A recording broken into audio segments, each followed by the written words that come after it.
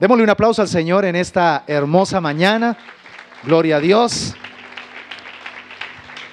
Aleluya.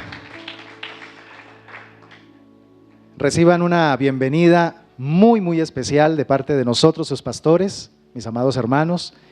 Y qué felicidad saber que estás con nosotros. Amén. Dios te dio la gracia y Dios te dio todo el valor que necesitabas para venir hoy a la casa de Dios. El enemigo quería buscar estrategias para que no viniese a la casa de Dios, pero tú venciste. Y venciste porque el Señor es muy bueno. Así que valora este tiempo, valóralo y no deje que nada ni nadie te quite este privilegio de recibir el alimento espiritual.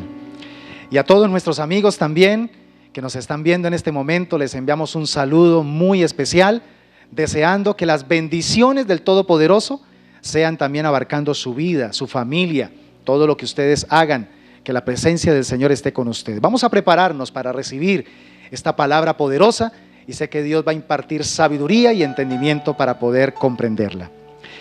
Mentes bíblicas. Vamos a hacer lectura de lo que dice el apóstol Pablo en su segunda carta a los Corintios, capítulo 10, versículos 4 y 5. Este es un texto muy conocido en el mundo cristiano, sobre todo cuando estamos en tiempos de guerra espiritual, en tiempos de confrontación espiritual.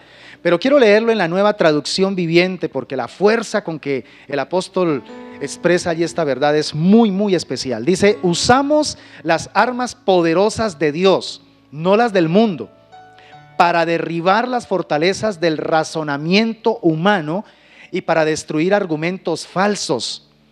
Destruimos todo obstáculo de arrogancia que impide que la gente conozca a Dios. Capturamos los pensamientos rebeldes y enseñamos a las personas a obedecer a Dios. Yo quiero comenzar en esta mañana resaltando un principio muy poderoso, un principio muy especial que debe convertirse en un hábito, en algo diario, para poder tener éxito en nuestra vida espiritual. ¿Y cuál es este hábito? El hábito de comparar todo cuanto aprendemos con el estándar bíblico. Todo lo que usted oiga en su diario vivir, a través de sus familiares, de sus amigos, de sus compañeros de trabajo, en el estudio, a través de los medios de comunicación, a través de los libros que lee, a través de la música que escucha, por favor, todo lo que usted oiga o vea, por favor, compárelo con el estándar bíblico. Y una vez usted pueda tener claridad qué se ajusta al estándar bíblico, adóptelo. Pero lo que no se ajuste al estándar bíblico, deséchelo. Eso es pura basura, no sirve para nada. Por muy bonito que suene, por muy llamativo, por muy sensorial que sea para impactar sus sentidos, si no está de acuerdo al estándar bíblico, entonces deséchelo. Porque lo que no es congruente con la revelación de Dios no sirve para nada. ¿Estamos de acuerdo, iglesia?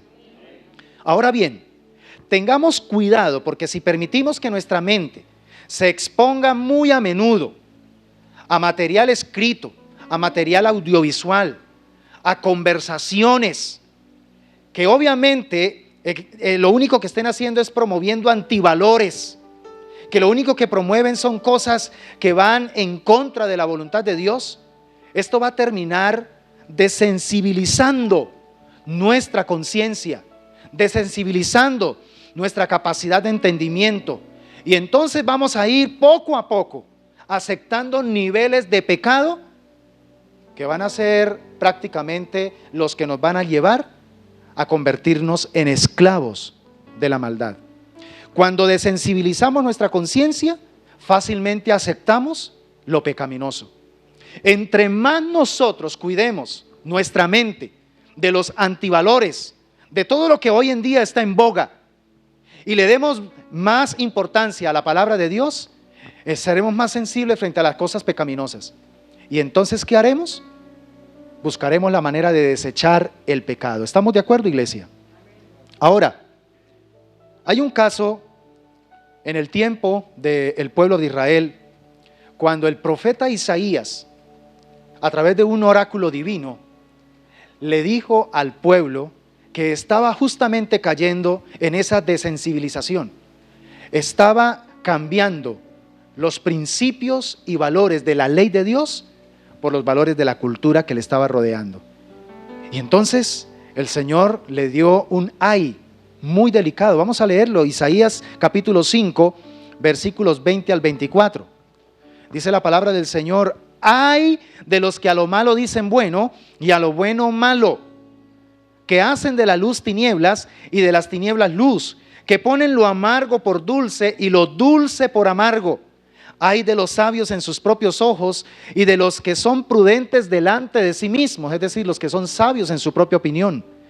Ay de los que son valientes para beber vino y hombres fuertes para mezclar bebida, los que les encanta embriagarse. Los que justifican al impío mediante cohecho, corrupción, y al justo quitan su derecho. Por tanto, como la lengua del fuego consume el rastrojo y la llama devora la paja, así será su raíz como podredumbre y su flor se desvanecerá como polvo, porque desecharon la ley de Jehová de los ejércitos y abominaron la palabra del Santo de Israel. Yo creo que mucho de lo que está aquí descrito, que estaba viviendo el pueblo de Israel 700 años antes de que Cristo viniese a la tierra, es lo que justamente se está dando en este tiempo en nuestras naciones latinoamericanas y en nuestras naciones del planeta, ¿sí? Los ay de Dios hoy más que nunca están presentes, porque se está dando la moda de estar hoy prácticamente reemplazando los principios de la palabra de Dios. ¿Por qué? Por los antivalores. Hoy a lo bueno se le está llamando abiertamente malo, y a lo malo, que está muy claro en la Biblia, abiertamente se le está llamando bueno. Y entonces dice la palabra del Señor que esto traerá juicio.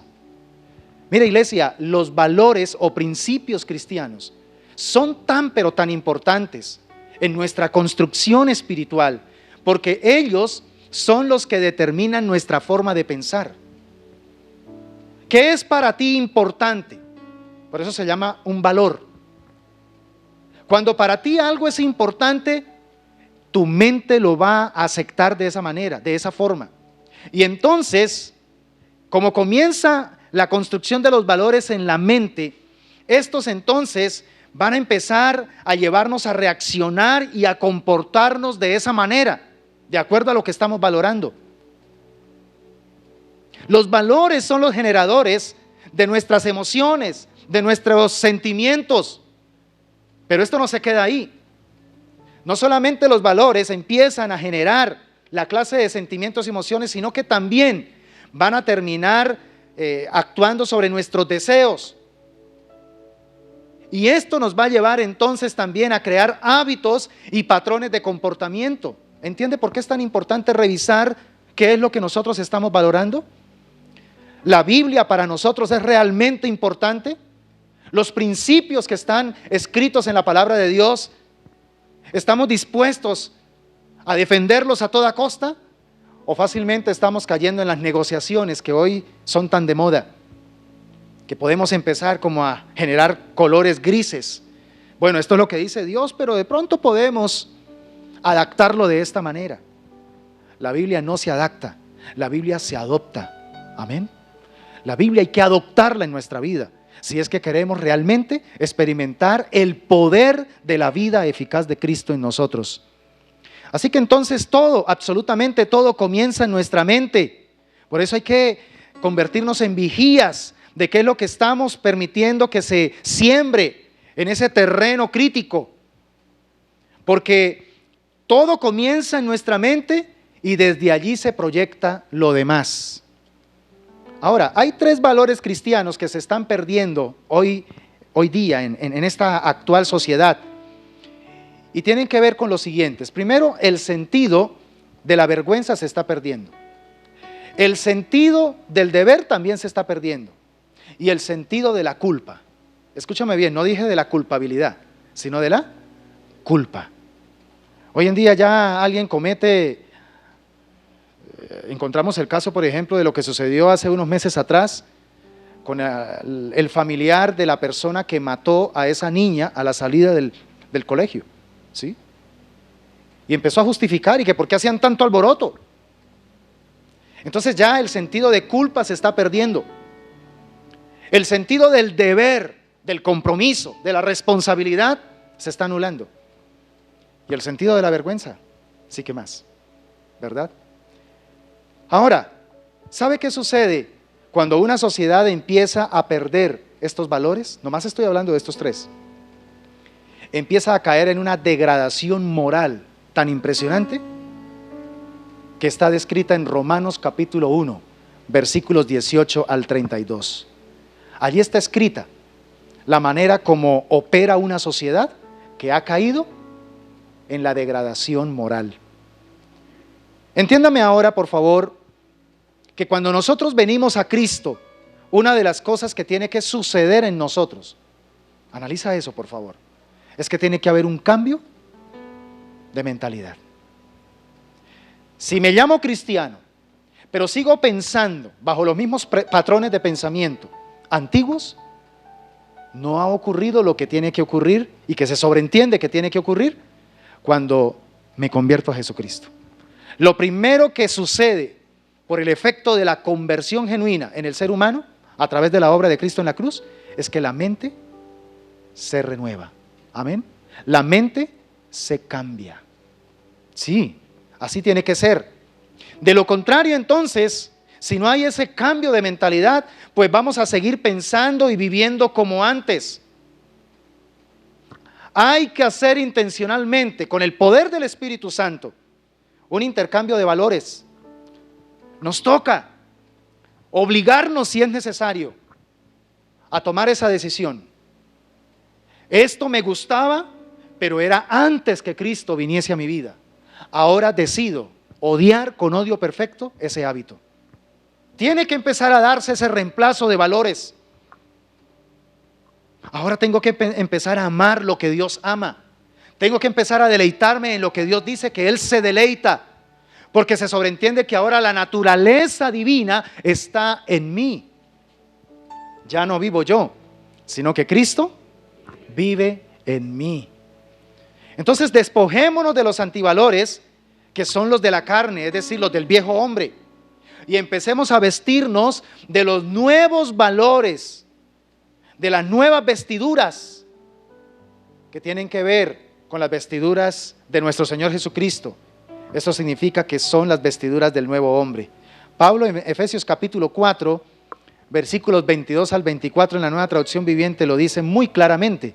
Desháganse de su vieja naturaleza. Ojo con esa palabra, desháganse.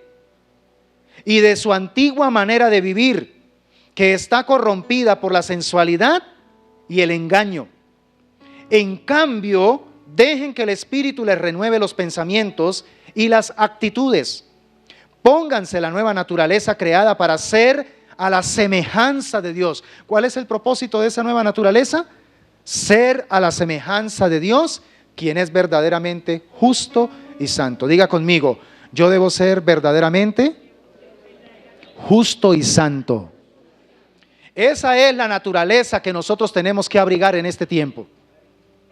Sí, todavía estamos sujetos a un cuerpo de pecado, pero que no se nos olvide que ahora, aún en este cuerpo de barro, tenemos el privilegio de contener la gloria de Dios. Y esa gloria es la que nos faculta para poder vivir en justicia y para vivir también en santidad. Aplauda la presencia de Dios en esta mañana. Si el Señor nos dice que podemos ser santos, es porque Él nos capacitó por el poder del Espíritu Santo para hacerlo. Pero escúchame, esto es posible el día que yo decida abrigar eso en mi mente. Mientras en mi mente yo tenga esa lucha y diga, no, es que pobrecito de mí, es que yo tengo muchas debilidades, es que yo no soy capaz, es que es muy difícil. El diablo es el que tiene la capacidad de dominarte y de doblegarte. Y por más anhelo de santidad que tenga, por más anhelo de ser como Dios en carácter, el diablo tiene de dónde manipularte. Por eso trabaja el espíritu de tu mente, renueva el espíritu de tu mente. Haz que tu mente sea verdaderamente una mente bíblica. Porque solo cuando el Espíritu de Dios actúa en nosotros con libertad, cuando lo dejamos a Él moverse con libertad en nosotros, es donde vamos a empezar a experimentar el renuevo en una mentalidad bíblica. Ahora, por favor, préstame atención en los próximos minutos, porque quiero darte unas marcas que nos distinguen como cristianos con mentes bíblicas. Para que usted analice, si estas marcas están en usted, significa que realmente tu mentalidad está regida por la palabra de Dios. Si hay escasez de estas marcas, si casi no se notan esas marcas en tu vida, es porque todavía tu mente está siendo controlada por la carne. Y hay que tomar decisiones. ¿Amén? ¿Estamos de acuerdo, iglesia? Ahora, la primera marca de una mentalidad bíblica es que nuestro razonamiento siempre enfatiza la eternidad. Cuando una mente está llena, saturada de la palabra de Dios, todo el tiempo estamos enfocados en la eternidad. Yo les he venido enseñando algo importante, y es que a la mente no le gusta, escúchame bien, a la mente no le gusta la eternidad. A la mente le fascina lo temporal. A la mente le fascina estar enfocada o en el pasado o en el futuro, pero que no la obliguen a estar en el presente, porque el presente es lo único que nos permite estar en conexión con la presencia de Dios.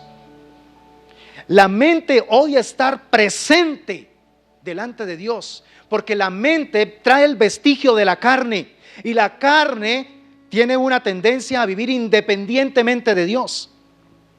Si nosotros obligamos a que nuestra mente esté todo el tiempo enfocada en el presente, entonces se debilitará y tendrá que someterse al diseño de la mente de Cristo. Amén. ¿Me está entendiendo? Entonces, sea muy, pero muy examinador. La mayor parte del tiempo, su mente, ¿en dónde está ubicada? ¿En el pasado, en el futuro o en el presente? Y si te das cuenta que pocas veces tu mente está en el presente, eso significa que falta incorporar la marca de una mentalidad bíblica. Amén. ¿Cómo hago para que mi mente se mantenga enfocada en el presente, es decir, en la eternidad? Porque el presente es lo que nos conecta con el Olán, con el eterno. ¿Cuántos sabían que Dios está aquí presente? Esto es eternidad. Por eso disfrútalo. Por eso vívelo. No permitas que tu mente te saque de aquí con una preocupación del mañana o de pronto con una herida del ayer. Enfócate en este momento, porque este es el momento en el que puedes disfrutar de la presencia de Dios. Y entonces tu mente va a tener que someterse. ¿Cómo podemos hacer que nuestra mente se mantenga con conexión con lo eterno? Como dijo el apóstol Pablo, llenémosla de la palabra de Dios. Saturemos nuestra mente con las verdades bíblicas. Saturemos nuestra mente con las verdades de la palabra del Señor. Memorice versículos.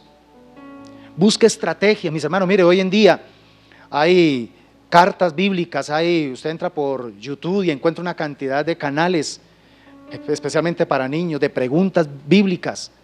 Y empiece a llenar primeramente su mente de información sobre la palabra de Dios. Lo primero que tiene que hacer es llenarse de información. En segundo lugar, use esa información para que se convierta en una revelación en su mente. Amén. Y ahí entonces el resultado va a ser transformación. Entonces, la información, cuando se lleva a la transformación, produce transformación.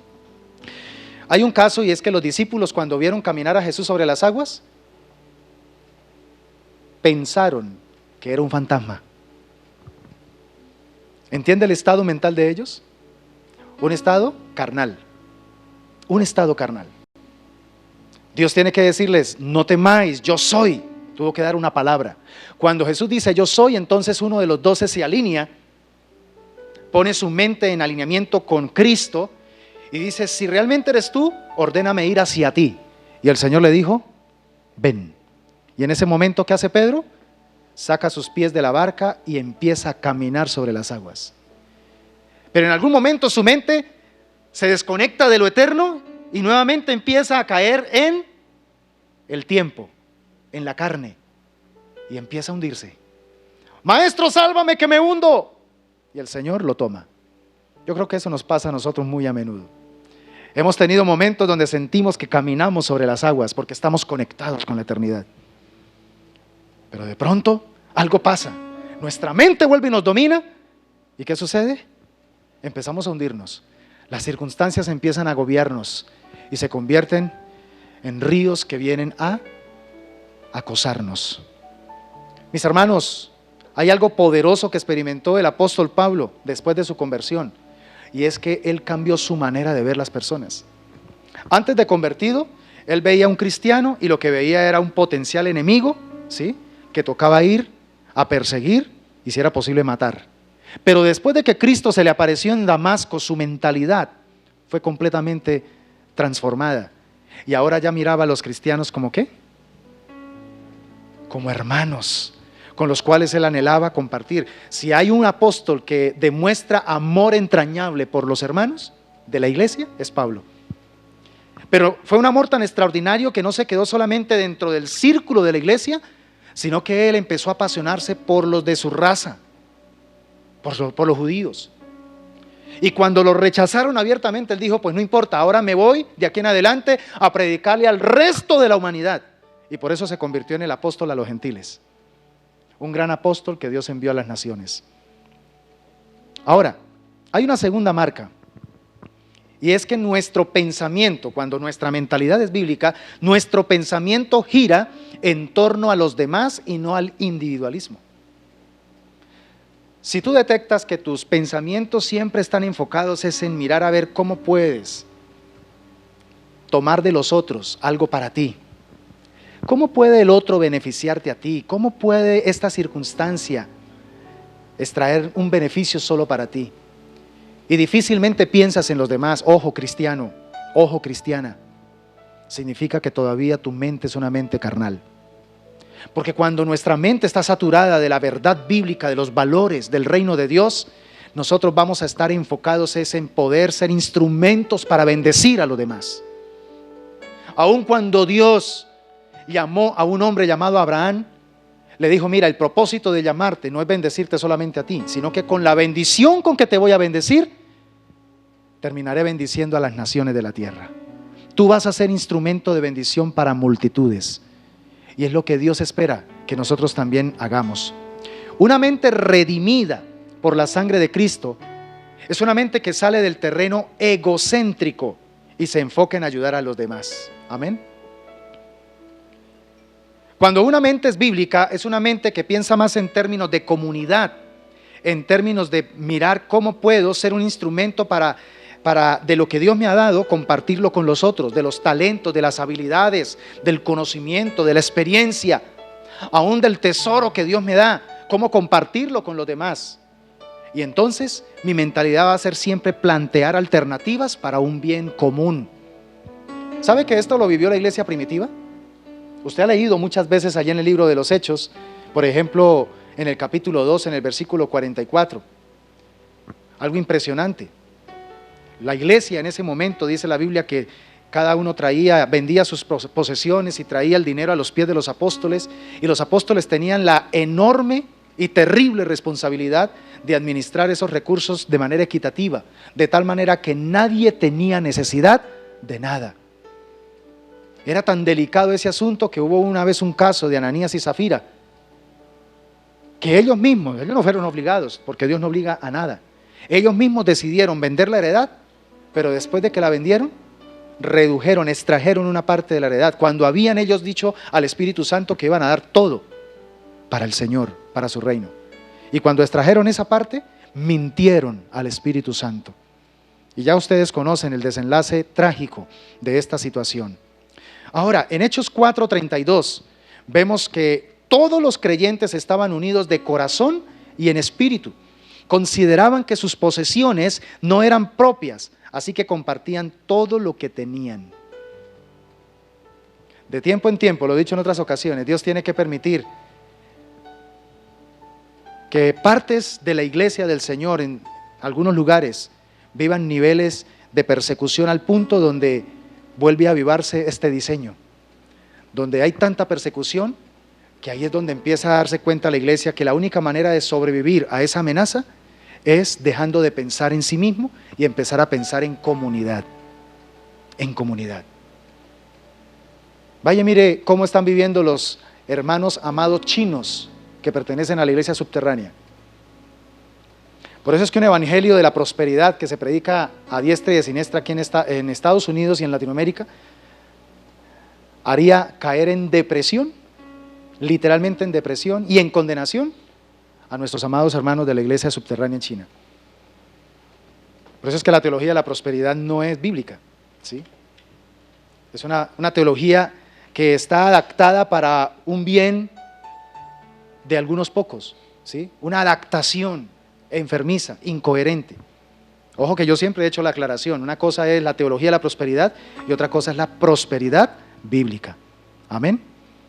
La teología de la prosperidad viene enfocada en también alimentar el ego, el humanismo, el super yo. Tú puedes.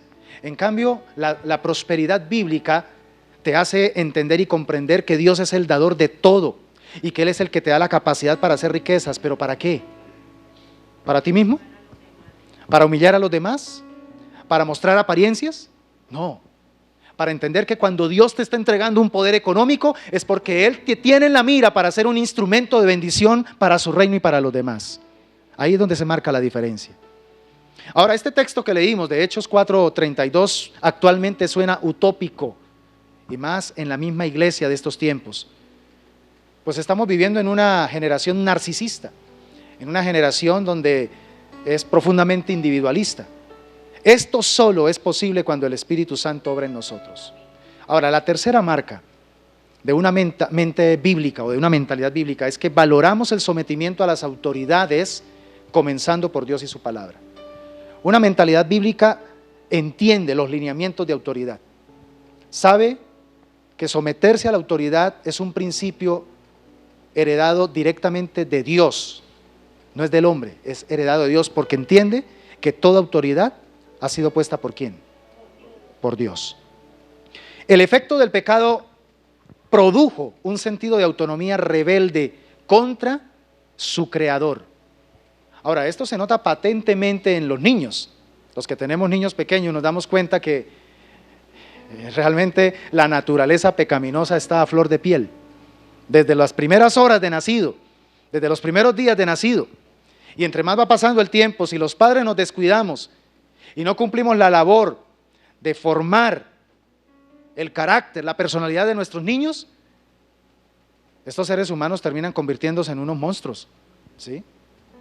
Para eso Dios nos colocó, papá y mamá, para estar al lado y lado del camino que nuestros hijos van a recorrer. Porque la tendencia del ser humano es irse a un lado o al otro. Estoy hablando de manera figurada. Entonces, los niños hay que constantemente enseñarles a obedecer a sus padres. Hay que enseñarles a obedecer a otras autoridades en la medida que van creciendo. Ahora, si aún para los niños es difícil obedecer, ahora imagínense para las personas cuando ya han crecido sin el temor de Dios. Si no hemos nacido de nuevo, pues cuán difícil es obedecer a Dios. Ahí es donde es importante reconocer que sin Dios nada somos, que necesitamos la intervención soberana de Él en nuestras vidas.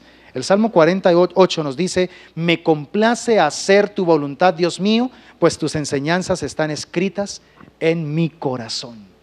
Qué hermoso versículo y me gustaría que usted lo pudiera memorizar esta semana. Salmo 48, me complace hacer tu voluntad, Dios mío, pues tus enseñanzas están escritas en mi corazón. Esto significa que solo una mente bíblica es la que haya deleite en la palabra de Dios para obedecerla. No solamente decir, no, me encanta leer la Biblia. Sí, pero ¿la practicas? Lo que más te debe encantar, lo que más te debe gustar, lo que más debe convertirse para ti en un hobby, es poner por obra cada mandamiento del Señor en tu vida. Y termino con la cuarta marca de una mentalidad bíblica, y es que valoramos por sobre todos los argumentos la dignidad de la vida. Una mentalidad bíblica le da valor por sobre todas las cosas a la presencia de Dios en la vida del ser humano. Las leyes que hoy en día están surgiendo en los diferentes congresos de la República, en cada país, leyes a favor del aborto, leyes a favor de la eutanasia, del suicidio asistido, que es una de las últimas que se están ya proclamando en nuestra nación, leyes aún sobre la eugenesia, que es la aplicación de leyes biológicas de la herencia al perfeccionamiento de la especie humana, donde el hombre ya se cree Dios y quiere pronto perfeccionar la especie humana. Qué pecado tan enorme, a través del mapeo genético y todo esto. Mire, todas estas leyes están demostrando que cada vez el mismo ser humano está perdiendo el temor de Dios y el respeto por la imagen de Dios en el ser humano. Y una de las teorías que generó prácticamente el caldo de cultivo para que hoy muchas personas abiertamente no acepten que el ser humano posee la imagen de Dios, ha sido la teoría de la evolución. Porque nos han hecho creer que venimos es del mono, ¿sí? Que nuestros más cercanos parientes son los simios. Mi más cercano pariente es Jesucristo, el Señor. Él es mi hermano mayor, amén, gloria al Señor. Ahora, desde muy temprano, Dios se vio en la necesidad de introducir la pena de muerte como una manera de proteger la vida del ser humano. Ahora, ¿sí se ha dado cuenta por qué hoy día medio se nombra la pena de muerte, aún dentro de la iglesia? Y dice, uy, no, terrible. Terrible que haya un cristiano que esté de acuerdo con la pena de muerte. Escúchame bien. Génesis capítulo 9, versículo 6. Dijo el Señor, si alguien quita una vida humana, la vida de esa persona también será quitada. ¿Quién? ¿Qué vida es la que va a ser quitada? La del que quitó la vida a otra persona. Dice, será quitada por manos humanas, pues Dios hizo a los seres humanos a su propia imagen. Por eso es que en uno de los 10 mandamientos, el Señor dijo, no matarás. Y ese mandamiento está enfocado precisamente ¿en qué? En no asesinar, ¿sí? No asesinar. Usted encuentra en la Biblia muchos casos donde Dios es el que ordena, ¿sí?, quitar la vida. Pero lea todos y cada uno de los contextos y se va a dar cuenta que Dios nunca le quitó la vida a alguien simplemente por capricho, ni con alevosía, que es lo que sucede con el ser humano cuando le quita la vida al otro, como sucedió por ejemplo con el primer homicidio, cuando Caín le quitó la vida a su hermano Abel. Entonces, como hoy día se ha perdido el alto concepto de la imagen de Dios en el ser humano, eso suena religioso. Ese cuento de que el ser humano posee la imagen de Dios, no, eso es retrógrado. Entonces, como ya no existe esa conciencia bíblica de que cada ser humano desde su concepción hasta el último minuto de su existencia posee el imago Dei, posee la imagen de Dios, entonces obviamente se están permitiendo leyes tan absurdas que protegen más al que hace daño contra el ser humano, ¿sí?, que al que le hicieron daño. Vivimos especialmente en una nación donde se protege más al violador que al que ha sido violado, ¿sí? Ah, no, a ese violador sí toca no mostrarle el rostro porque ahí sí aparece entonces la dignidad. Y entonces el pecado que se está cometiendo con esas leyes lapsas es que el mismo hombre al que Dios lo ha puesto como Dios, es decir, como autoridad para ejecutar leyes, está permitiendo que el efecto del pecado, que es tan terrible, se siga propagando y se siga creciendo. ¿Por qué Dios permitió la ley de la pena capital? Para que cuando una persona violaba el principio contra la vida, que es supremamente sagrado, inmediatamente tenía que, con su propia sangre, limpiar ese pecado para que el pecado no siguiera extendiéndose. Porque hay países donde no hay tanta violencia, porque hay países donde no hay tanto daño de los unos contra los otros, porque todavía hay algunos niveles de leyes que generan temor en una persona cuando quiere hacer daño, ¿sí? Porque sabe que si lo hace tendrá que pagar con la ley del talión. ¿sí? Con la ley del talión. Pero vuelvo y digo, no esperemos que esto se dé en países donde quienes gobiernan son los primeros que han perdido el temor de Dios, ¿sí? Han perdido el temor de Dios. Y por eso es que el pecado se sigue propagando, el pecado sigue haciendo daño, porque no se está cortando, ¿sí? No se está cortando. Se le cortó la vida a un inocente, pero el que está haciendo daño sigue vivito y haciendo de las suyas. Eso se llama injusticia, y la injusticia trae ruina, trae maldición sobre la tierra. Una mente bíblica vuelve a dignificar la presencia de Dios, y cada vez que una persona se dispone a buscarlo, a buscar a Dios, entonces será dignificado. Por eso es que debemos aprender a tratar con total respeto a los demás. Amén. Aún en este tiempo donde están todas estas filosofías e ideologías, nosotros somos llamados a respetar la dignidad de cada persona, independientemente de cómo piense. Pero eso no significa que tenemos que aceptar. Eso no significa que tenemos entonces que tolerar. No. Respetamos, pero no compartimos eso. Amén. Quiero entonces concluir diciéndoles que las mentes bíblicas siempre enfatizan la eternidad, giran en torno, es hacia los demás, no al individualismo, valoran el sometimiento a las autoridades teniendo como primer autoridad al Señor, y valoran la dignidad de la vida por sobre todos los argumentos que se están reescribiendo hoy en el mundo actual. Entonces es concluyente lo que el apóstol Pablo escribió en el texto que leímos al comienzo. Léalo allí en casa, por favor, 2 Corintios 10, 4 al 5. Y frente a ese texto que leímos al comienzo, por favor, entienda que se hace urgente también preguntarnos cada uno de nosotros, ¿de qué estamos llenando nuestra mente? ¿Cuáles son las fuentes con las que estamos alimentando nuestra meditación diaria? ¿A qué le está dedicando usted más tiempo para llenar su mundo mental? ¿Con las noticias? ¿Con la revista de farándula? ¿Con los videitos de YouTube? ¿O realmente con los principios eternos de la palabra del Señor? Esto hay que decidirlo. Recordemos, mis hermanos, que nosotros podemos memorizar la Biblia sin conocerla. Y podemos también saber mucho acerca de la Biblia, de su contenido. Y peor aún, nunca llegaremos a conocer algo verdaderamente a menos que decidamos practicarlo. ¿Usted quiere conocer el poder de Dios a través de su palabra en su vida? Ponga en práctica la palabra. Aplique los principios de la palabra de Dios, los valores cristianos, aplíquelo a su vida, a su familia, a su entorno, y usted será testigo del poder de Dios en su vida. Dele prioridad en su mente a la palabra de Dios. Haga de su mente una mentalidad bíblica.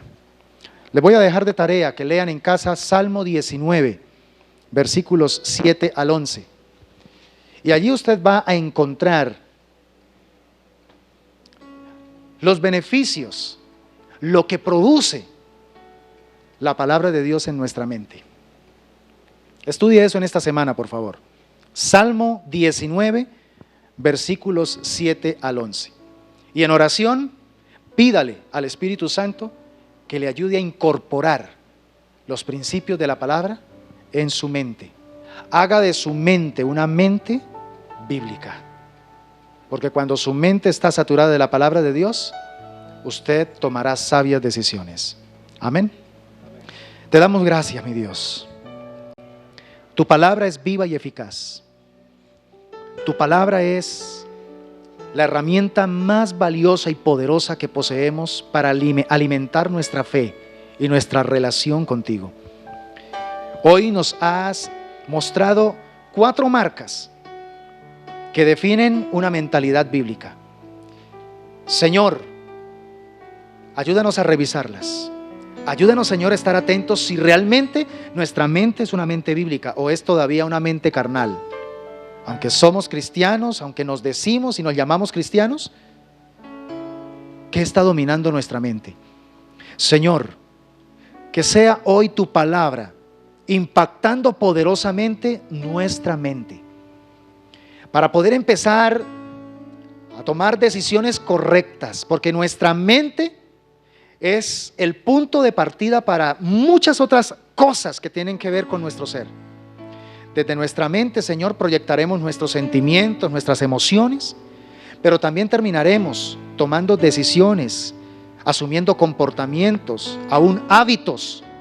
Por eso, Señor, necesitamos experimentar cada día la renovación del espíritu, de la actitud de nuestra mente, para que lo que rija, para que lo que direccione nuestro mundo pensante sea la palabra de Dios. Mi Dios eterno, oro para que hoy, a través de lo que nos has hablado, tomemos muy en serio revisar, examinar qué es lo que domina nuestro mundo pensante. Y desde allí, tomar decisiones sensatas. Desde allí, Señor, hacer correctivos. Señor, si reconocemos que la mayor parte del tiempo nuestra mente nos domina con carnalidad, con pensamientos de dudas, de temores, de cuestionamientos, con sentimientos dañinos, de amarguras, de resentimientos, de divisiones, de críticas, de murmuraciones, de comparaciones y tantas cosas. O si nuestra mente todo el tiempo está bombardeándonos pensamientos de incertidumbre, de miedos, pensamientos de pesadumbre, de tristeza, que nos roba como energía, que nos roba capacidad, entendimiento, creatividad. Señor, ayúdanos urgentemente a tomar una decisión. Obligar nuestra mente a ser expuesta a la presencia de Dios. Cuando empezamos a saturar nuestra mente con tu palabra, entonces empezamos a exponer nuestra mente a la presencia de Dios. Y exponer nuestra mente a la presencia de Dios es obligarla a que nuestra mente se mantenga en el presente, se mantenga conectada con la eternidad.